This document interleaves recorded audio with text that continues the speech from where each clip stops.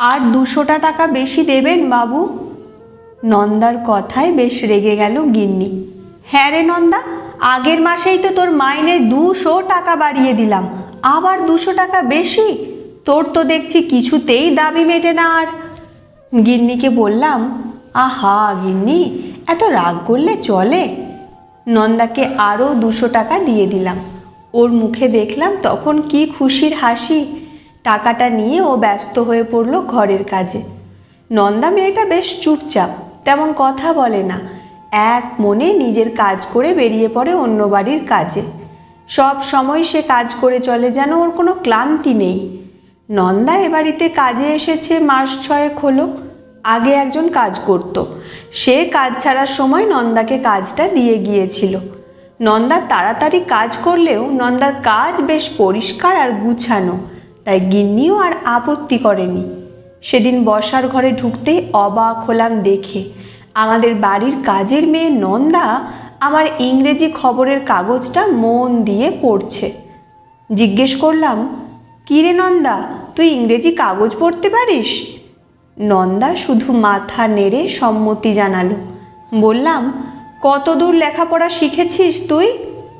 নন্দা বলল, মাধ্যমিক পাস করে 11-এ ভর্তি হয়েছিলাম দাদাবাবু, কিন্তু বস্তির মেয়ে তো আমি, তাই বাপ মা তাড়াতাড়ি বিয়ে দিয়ে দিল, তাই আর পড়া হয়নি। আমি সেদিন অবাক হলাম মেয়েটার দুর্দশার কথা ভেবে। লেখাপড়া শেখার সুযোগ পেলে হয়তো প্রতিষ্ঠিত হতে পারত অনেক। সেদিন রান্নাঘরে শুনলাম গিন্নি আর নন্দার কথোপকথন। নন্দা বলছে, 2 দিন ছুটি দেবেন গিন্নিমা? গিন্নি বলল, না না, এখন ছুটি দেওয়া যাবে না, আমার শরীর ভালো নেই, আসতেই হবে তোকে। নন্দা সেদিন মুখ ফুটে বলতে পারল না যে ছেলেটার পরীক্ষা শুরু হবে কদিন পর, তাই ছুটিটা চাইছিল সে। গিন্নি রান্নাঘর থেকে বেরোতেই বললাম, তোমার শরীর তো ঠিকই আছে, তাহলে ছুটিটা দিলে না কেন? গিন্নি অমনি ঝাঁঝিয়ে উঠে বলল, তুমি তো চলে যাবে তোমার স্কুলে, আর সব কাজ তো আমাকেই করতে হবে ও না এলে, তাই কোনো ছুটি দেওয়া যাবে না।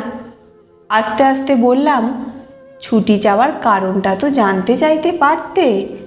কিন্তু গিন্নি আমার কথায় কোনো গুরুত্ব না দিয়েই চলে গেল।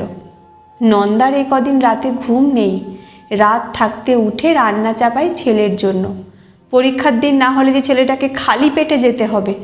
সকালে ছেলে বসে থাকে মুখ গুঁজে বইয়ে, নন্দা ছেলেকে খাইয়ে দেয় নিজের হাতে। তারপর ছেলেকে ভালো করে পরীক্ষা দেওয়ার কথা বুঝিয়ে দিয়ে ছোটে বাস রাস্তায়। কাজের বাড়িতে যেতে দেরি হলে আবার ঝামেলা। এ কদিন একটু তাড়াতাড়ি ফেরার চেষ্টা করে নন্দা, পরীক্ষা দিয়ে ফিরলে ছেলেটার মুখে তরকারি ভাত তুলে দেওয়ার আশায়। কখনো কেউ কেউ তাড়াতাড়ি ফেরার অনুমতি দেয়, কেউ দেয় না। এইভাবে দেখতে দেখতে একসময় নন্দার ছেলে পরীক্ষা শেষ হলো। নন্দার অনেক স্বপ্ন তার ছেলেটাকে নিয়ে, অনেক লেখাপড়া করে প্রতিষ্ঠিত হবে সে। বাপ মা তো সেই বিয়ে দিল লেখাপড়া বন্ধ করে, তারপর 2 বছর পর ছেলেটা হলো। বর ভোলা দূরের শহরে কাজ করতে গিয়ে তো আর ফিরল না। সবাই বলে আবার নাকি বিয়ে করেছে সে। নন্দা পড়ে রয়েছে তার একমাত্র ছেলেটাকে আঁকড়ে ধরে। নিজে শত কষ্ট করলেও ছেলের সব প্রয়োজন মেটায় নন্দা।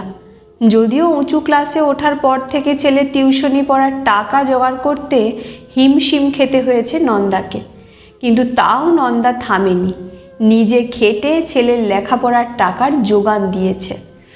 আজ সকালে খবরের কাগজটা পেতে আমি তো আনন্দে আত্মহারা। আমার স্কুলের ছাত্র আনন্দ এবার উচ্চ মাধ্যমিকের কৃতী প্রথম 10 জন ছাত্রছাত্রীদের মধ্যে একজন। বারবার বলছি, সত্যি ছেলেটা জিনিয়াস। ওই ছেলে আমাদের স্কুলের নাম উজ্জ্বল করলো। আমি খুব খুশি আনন্দ শিক্ষক হিসেবে। রিটায়ার হওয়ার পর 1 বছর আগে আমার এটা অনেক বড় প্রাপ্তি।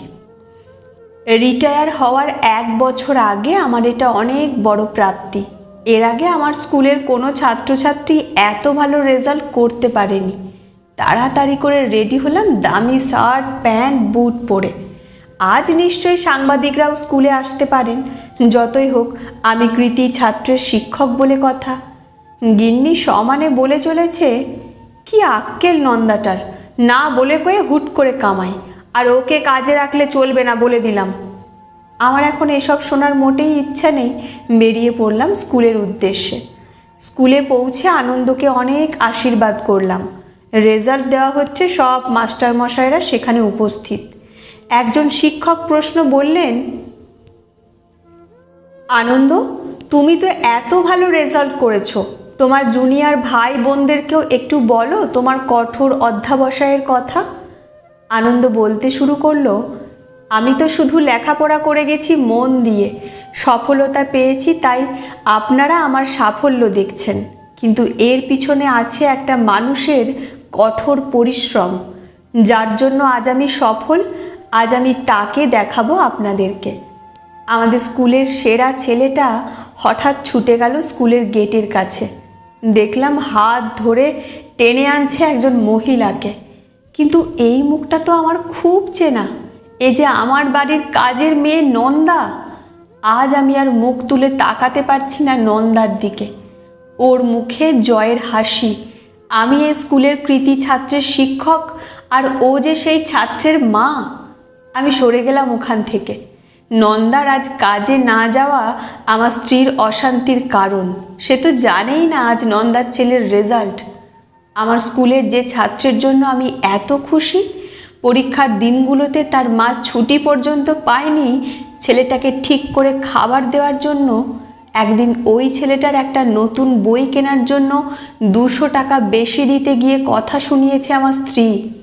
আসলে আমরা হয়তো ভাবতেই পারি না যে একটা কাজের মেয়ের সন্তান এত মেধাবী হতে পারে। বাস্তবেও কিন্তু এমন হয়। আমরা শুধু নিজেদের সমস্যাগুলো দেখি, কিন্তু ওদেরও প্রয়োজন আছে ছুটির কিংবা টাকার। অনেক সময় সেটা আমরা ভুলেই যাই।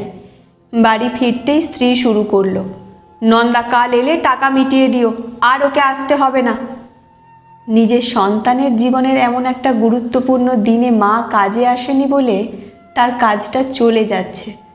পুরো ঘটনাটা না জানলে হয়তো আমি এটাই করতাম, কিন্তু স্ত্রীকে পাশে বসিয়ে বললাম, তোমার ছেলে যদি পরীক্ষায় সেরা 10 জনের একজন হতো, তুমি কি ছেলের পাশে থাকতে না? গিন্নি অবাক হয়ে বলল, তার মানে? সবটা বলতেই গিন্নির চোখে মুখে ফুটে উঠল অনুশোচনার ছাপ। পরের দিন সকালে গিন্নি আমাকে তাড়াতাড়ি ঘুম থেকে তুলে বাজারে পাঠালো। বাজার আনতেই নিজেই রান্না চাপিয়েছে দেখলাম। নন্দা বোধহয় আঁচ করে এসেছিল বকা শুনবে।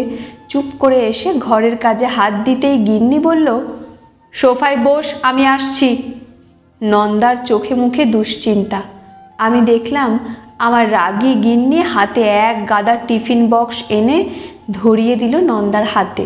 বলল, বলিসনি কেন সব কিছু? বল। এগুলো ছেলেটাকে খাওয়াস, বলিস আমি পাঠিয়েছি, আর একদিন আনিস আমার বাড়িতে। ছেলে মেয়ে বড় হয়ে ভুলতে বসেছে আমাদের কথা, তাই মেজাজ ঠিক থাকে না রে। যা বোন, 2 দিন ছুটি, তোর সব কাজ আমি সামলে নেব।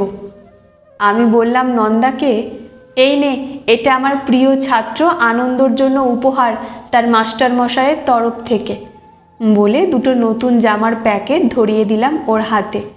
নন্দা অবাক হয়ে তাকালো আমার দিকে।